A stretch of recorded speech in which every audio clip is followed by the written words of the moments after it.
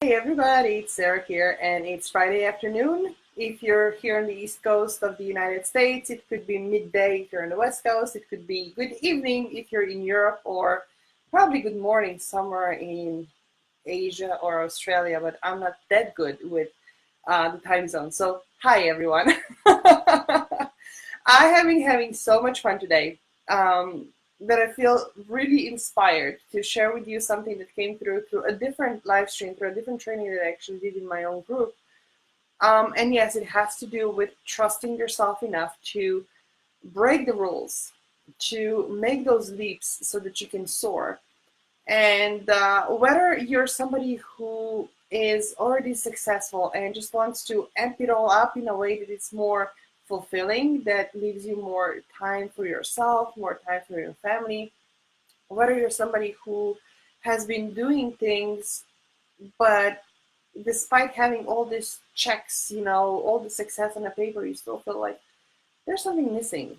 And you're looking for ways to answer the soul's calling, or you're somebody who just wants it all, right? This might just be the place for you right now because we are gonna go right into it. And along the way, among other things that I'm gonna share with you, a lot of them are just gonna be divine downloads. I have no scripts around here. It's just opening up and seeing what comes through. But one of the things that I do know that we're going to address and essentially walk out of this video with is how to recalibrate that inner compass that even shows you the way that you keep following when it comes to doing what feels right.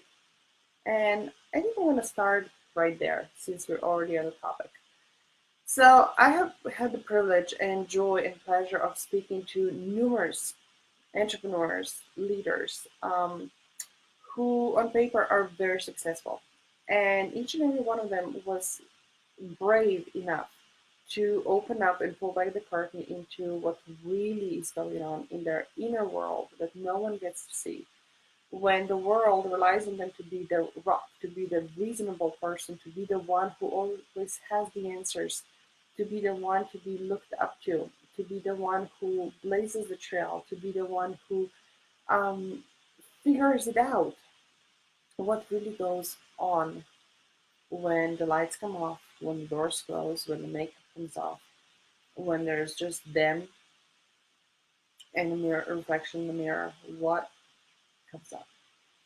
And through all those conversations, I uncovered that actually I suspected it. That's why I initiated those conversations. I just wanted to make a deeper connection and I wanted to understand it all on a deeper level. Most of the times, there's a point in their lives, just like it was in mine, when you come to a point where you look around and like, oh, awesome, I have it all in this department, in this area, in this category, or in multiple categories. It could be business, it could be marriage, it could be family. If we want to play the game of categories, one of them is falling apart, or more of them are falling apart. In my personal experience, it was my own health that was falling apart. It was me that I felt confined when on the outside everything was perfect. Like one of those white picket fences movies, right? You have amazing family, amazing spouse, thriving business, amazing team, but you just don't feel it. Or you have this thriving business, but your relationship is falling apart. Or you're in a relationship where you feel like you're pampered, you feel like everything's doing great, you are being spoiled, you're being taken out to events, you get to mingle with the influencers, but you feel like crap when you come back home. All of those things, all of those little pieces, all of those layers, they all add up. So I want to start with what feels good. And the reason I want to start with what even feels good is because that is the place where most of the times when you get to, it takes the longest to work through it. And here is why. See, when you sit down with strategies in front of you, right? When you have a plan, a 3 month plan, 6 month plan, a 9 month plan, and you're like, okay, This week, this is what we're going to do. The topic here is this, the concept is here, the outputs are here, these are these pieces that need to be worked on, this needs to happen, this person needs to be hired, that needs to be outsourced, this infrastructure needs to be put in place. It's all very mechanical. It's all very intellectually driven. Hey, it works, right? Corporations are run that way. But you are not a corporation. Don't forget that you are a human being in a human experience. The other side of that is when you are not maybe not so much analytical person, but more of a divine spiritual being who always has those downloads, who is consistently in motion of creation, who is consistently envisioning things, right? And everything's floating out there, but when it comes to putting it down, capturing them, taking those complexities and making them work, you freeze. Because it's not just that you don't have the capacity, it scares you shitless to think that you have to come down, get grounded, get behind a computer, and work things out on the intellectual and technical and very practical, tangible level. So there you are, both of you, my clients, because I do work with both types of entrepreneurs. And what the common grounds to both those types are that at the end of the day, whatever we choose to do is driven by our desires, is driven by what feels good when we allow ourselves to get there.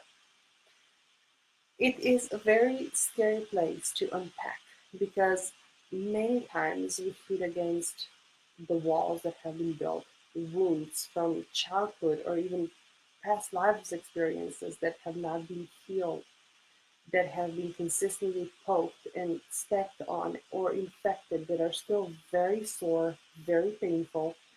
And again, our natural reaction is to protect ourselves from being hurt even more, from evoking those emotions and bringing out those fears. So what we do is, of course, we build a coping defense mechanisms, and those mechanisms are running subconsciously like an autopilot that are dictating every single move, every single decision that we make until we're able to deal and heal those wounds. So when it comes to what feels good, again, without even being aware, a lot of times what we think feels good is something that we took from somebody else.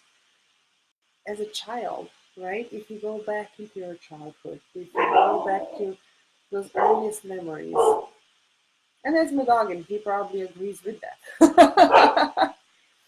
What was the youngest, smallest, more innocent version of yourself dreaming of, envisioning, desiring? And how were you treated for expressing those desires and dreams and wishes? Were you allowed to express yourself, or were there repercussions?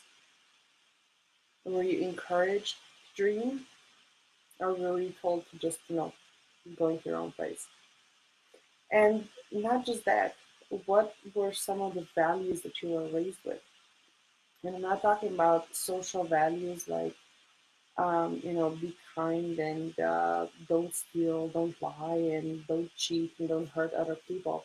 But what are some of those things that are really deeply rooted in how you operate day to day to day? For me, honestly, for example, it was money doesn't grow on trees. Don't be greedy.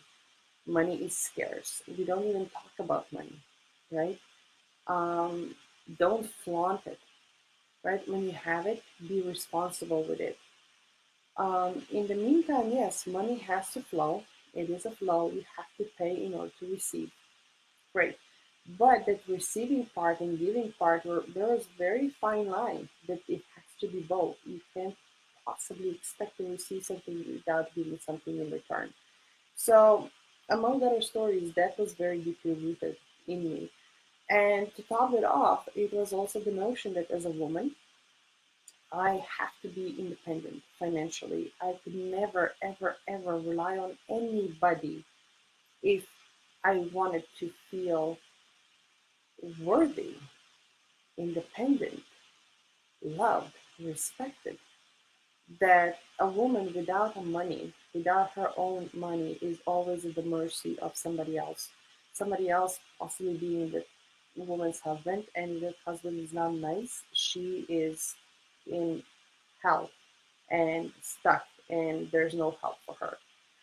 See, those are some of the stories that I grew up with and were very realistic back then, based on the fact that my grandma survived Second World War. She grew up in poverty. She saw her mom begging door to door to door to feed three children while her dad was in prison during the war. And it's no wonder she grew up in that. She became very resilient, self-reliant. Her husband at the time, my grandpa, he was working around the world. He was away from home for a year at a time, 2 years. So my grandma was raising my mom on her own. And she had to be tough. She had to be resilient. She had to be independent. There was no support system. There was no nurturing. There was no pampering. It was survival. And when I was born and I was raised, both of my parents were working. And I spent most of my childhood with my grandma before my parents came home. And of course, she did the very best. And I loved listening to those stories, and I loved learning about the family and exploring the environment and seeing, how the buildings were being rebuilt, how families were being rebuilt from that very dark era of the Second World War. But it felt left consequences on me that I was not even aware of. The time when I became aware of them was when shit hit the fan in my own life and in my own business. When every single of those triggers were stepped on, when every single one of those wounds were opened up, and I had no other choice but to deal with them. So for a long time, what I thought felt good was not even my own conviction. So with that, I'm inviting you to take a look into what is that you believe? What is that convincing yourself that it feels good, it's good enough. I will tolerate it. It's fine. Fine. I think that is the worst word, and that's the greatest indicator that something clearly is not fine when you say, "Oh, I'm fine, it's great," right? And when the arrogance comes in, when somebody asks you and they step on the sword, like, "Oh no, I'm fine, I have it all figured out, it's amazing business, my life is great, my husband and I have it all together, the kids are healthy, and I'm making great impact with my business," and you turn around and storm out before they even get a chance to ask any more questions or step on any more of those swords. If you recognize in any of that, you are far from being alone. And that is the curse, especially if you are here in this online space, when you only see one side of every story, when you only see what people want you to see, even even in those bear it all, here it is, my rags to riches, sobbing example, experience that really makes you want to cry. Even that is very well orchestrated, and you are being told what they want you to believe, not necessarily the whole truth. So I would like you to, and I invite you to remove yourself from that illusion for a moment and be with yourself. Dive deeper. Be honest with yourself. What is that you desire? And with this word, chances are you're stepping on yet another sword, because chances are you have built a wall around truly feeling and acknowledging your desires, especially if they're in the nature of taboo topics like sexuality, especially for women. It's a very taboo topic. Politics, we don't talk about politics. Money, oh no, we don't talk about money, right? Why not? Allow yourself to desire, allow yourself to express them, and then allow yourself to fuel your future creations, to fuel your vision, to fuel your action based on those desires. What is that you're trying to achieve? What is it you're trying to create? And there's a lot of, nuances when it comes to feminine energy and masculine energy, when it comes to wealth creation versus making sales, when it comes to very practical and um, tangible and, if you will, analytical side of doing things versus that spiritual, feminine, free flowing, woo woo almost in some ways. Um, what's stopping you from marrying them both? What's stopping you from bringing them both together? You can play in the concepts, you can play in the vision, you can have all those amazing downloads and capture the ones that feel good, and then turn around and like, you know what? This is the action I'm going to take. This is what I'm bringing to life. This is what I'm creating. And yes, I am going to ask for the sale. And yes, I'm going to process this credit card. And yes, I am talking about ROI. And yes, I'm talking about expenses and income and gross and net all at the same time. Because at the end of the day, what you're building here is business. It's business. You have to learn to use, to be comfortable with using language. How you reframe it, of course, is up to you. If you feel more comfortable saying wealth creation versus making sales, of course. If it works for your audience better, of course, by all means. But it still doesn't give you the pink slip to run away from it and pretend it doesn't exist. And that is yet another one of those discrepancies and gaps that I see a lot of times when it comes to people who are soul centered and driven in ways to serve people. They want to serve from the highest levels, they want to step into their highest vision, but they feel icky and greedy in a way if they demand and expect equal exchange of value. Now, if you go out there and if you literally transform somebody's life, if you literally give them their health back, if you help them keep their marriage together, if you find a crack to which they're losing tens and tens of thousands of dollars so that they can actually rebuild the foundation and build booming business on top of it. If you are somebody who has those gifts that when you step into the room with an event organizer, for example, clears the space, creates an environment when guests to that event are felt at ease, fully supported, and you're holding the space for the, um, let's say, the host to really be able to be who she truly is, to articulate everything, to impact people in the room, to make invitation, and to, at the end of the weekend, for example, make a couple of hundreds of thousands of dollars worth of sales. Isn't your gift worth something? Equal exchange. And again, when you desire that, there's nothing wrong about desiring making twice as much in half amount of time. Absolutely nothing. We are taught that there's something wrong with it. We are taught that we're greedy. Who needs so much money? Money has to have purpose. If it doesn't have purpose, then I have to stop making it, right? No, it doesn't have to be that way. And the reason why I bring this up is that leads me into the next layer, so to speak, when you are unpacking what feels good, when you're unpacking and tapping into ways of the rules that have already been written and the rules that you know no longer work for you, how can you break them? And one of those rules definitely is changing the way you do business, changing the way you are in your relationships, changing the way you parent. Shift the paradigm. It doesn't have to be the way that has been done for hundreds of years. Use your own voice. Tap into your knowing. It's there. It's waiting for you.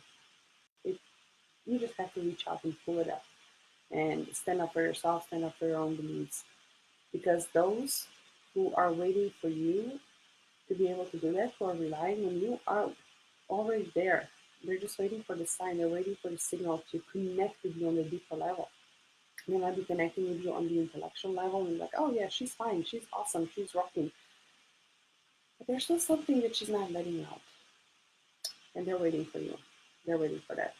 Now, to go back um, to creation of the business and doing things your own way, I want to make something very clear. I'm seeing time and time and time again how certain blueprints are being sold, how certain methodologies are being sold, how this is the only way and this is the only thing and these are the only three steps. There's no such thing as the only way and the only three steps, because you are not the 99% to which those are marketed. You are that 1% who does things differently, who perceives things differently, who processes things differently, who receives things differently, who manifests things differently, who is creating a different reality, who is building a different life. You are not like most of the people. So, with that being said, you have to master the basics. Like I was talking to a client of mine, and you can't, you know, jam on jazz, for example, freestyle if you don't know the basics, if you don't know the notes, if you don't know how to play piano or the word escapes me. Obviously, I'm not a musician, but you have to know the basics first. And the business is the same thing. You have to have the basics in place. You have to know the ABCs before you can go a freestyle. And the freestyle, when you get to that level, is what feels good. Not what somebody has told you to do, but what feels good and what is being co-created from the space of congruence. And when you are co-creating from the space of congruence, it is crucial that your compass is being recalibrated. So you again are truly standing in your own essence and not copying and using the codes that somebody else has embedded in you. So this is the crucial part. And this is where the trust comes in. Because at the end of the day, in order to make any big thing happen, you have to lead. Yes, there are micro alignments, there are micro steps, there's a million steps in between. How you get through those steps, it really depends on your willingness and readiness to move through them. That's a detail, right? But on the greater scheme of things, you are making that leap. And you have to trust yourself that you are gonna make it work. That what is you feeling called towards, that which pulls you forward, that which calls you to make that leap is truly what you feel is meant to be, that you truly feel is your soul's calling, that you truly feel is your highest version, that you truly feel you'll be able to serve at your highest level. That requires trust in yourself and that requires guts. Because on this journey, you will find out that you will have to leave at the doors all the baggage that you have accumulated, all the um, identities that you have been putting on, and you have to peel back the layers and you have to become comfortable with who you are at your essence when everything else is stripped away. And you will have to get comfortable with doing things a little bit differently from what you might have been doing them before.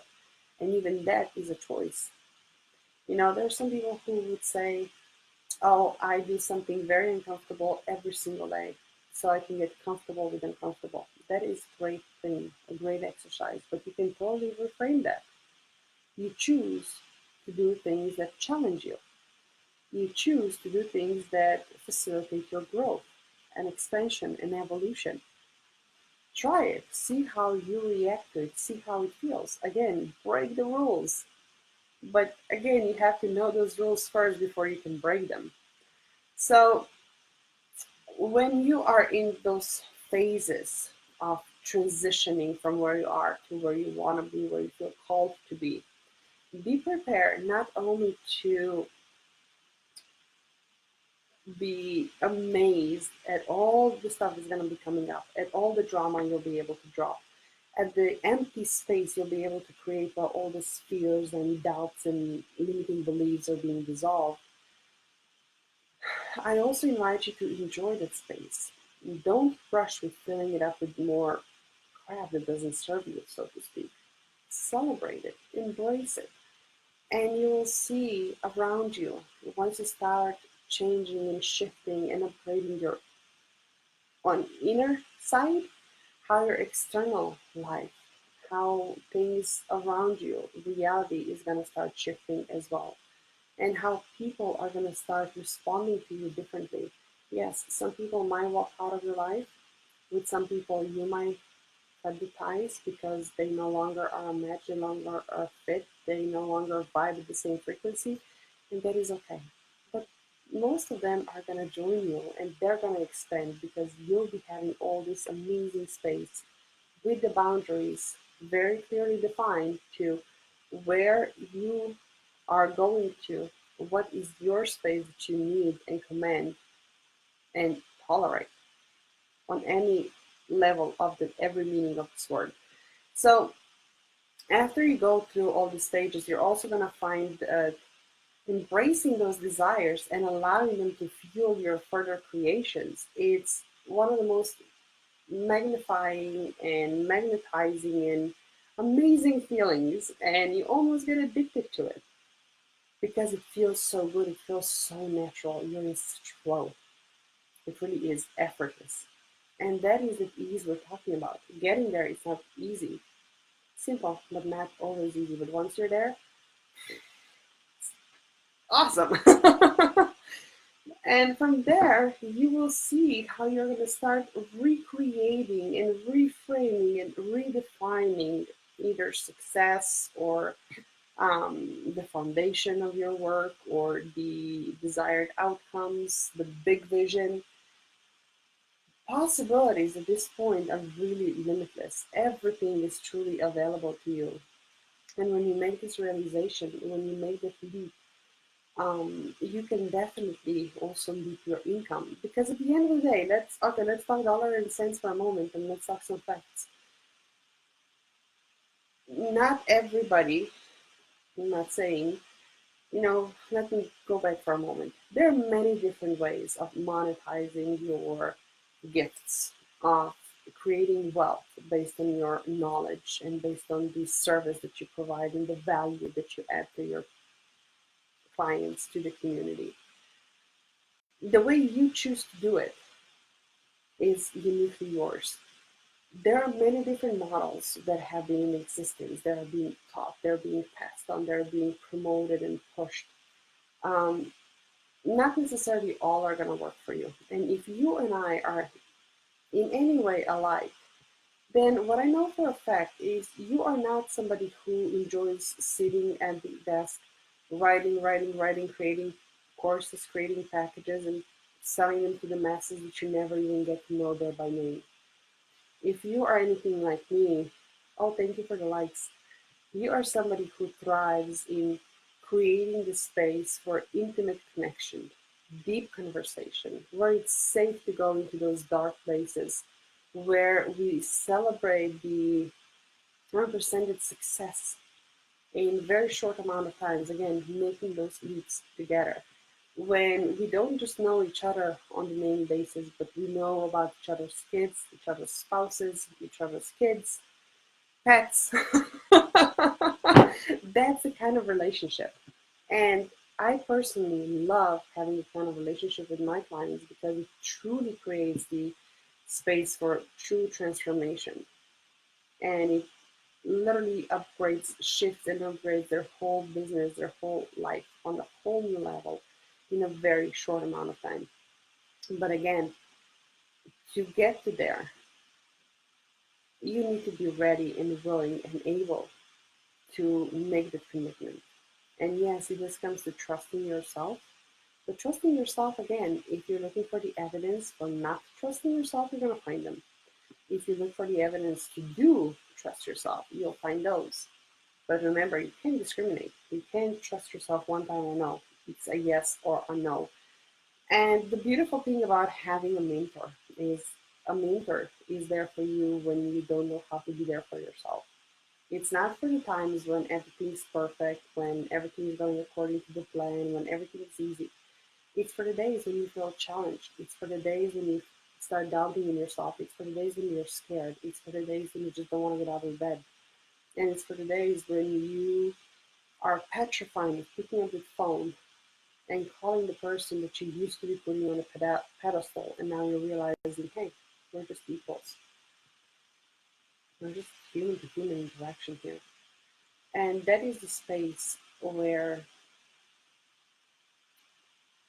you really start to embrace and step into your truly remarkable, revolutionary, fully self express you. And you will see, once you're in that space, that taking the next leap and the next leap and the next leap, it's even easier. But going back to, I think I got a little carried away. That there's one more point I wanted to make when we were starting to talk about the business model and we were talking about serving from the highest level. What also comes from that model, and hear me out on this one, is if you have a choice to work with the very beginners where you have to go over all the basics over and over and over again, and you have to really be careful how much you let on and how much you share so not overwhelming your students. And you have to be really careful of the prices that you set for your services. How is this limiting you? Because at the end of the day, you still have 24 hours and you still have certain goal that you want to meet.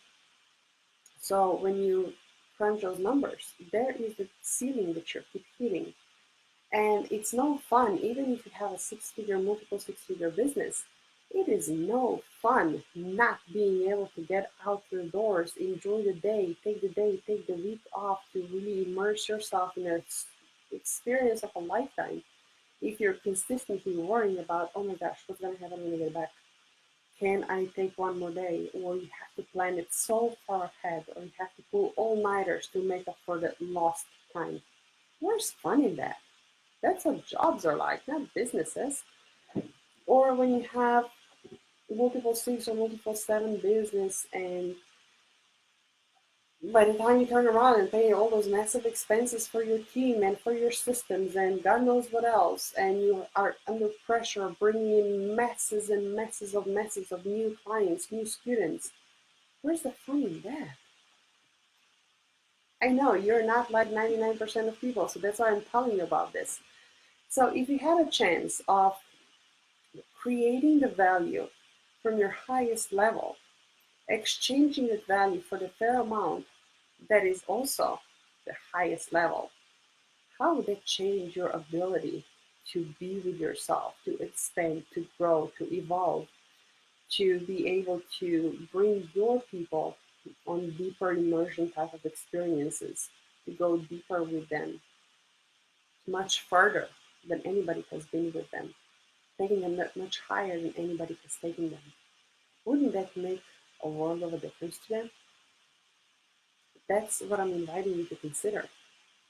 Really, because at the end of the day, when you have a business that's built in that way, that allows you to answer your soul's calling, that allows you to serve from your highest purpose, and it allows you to really be compensated fairly so that you can continuously build in your wealth with ease, with integrity, with grace, in flow, with purpose and meaning, and have all the time that you want for your family to go on the beach, spend the weekend or a week or a month skiing, or whatever else is in the on the vision board of yours.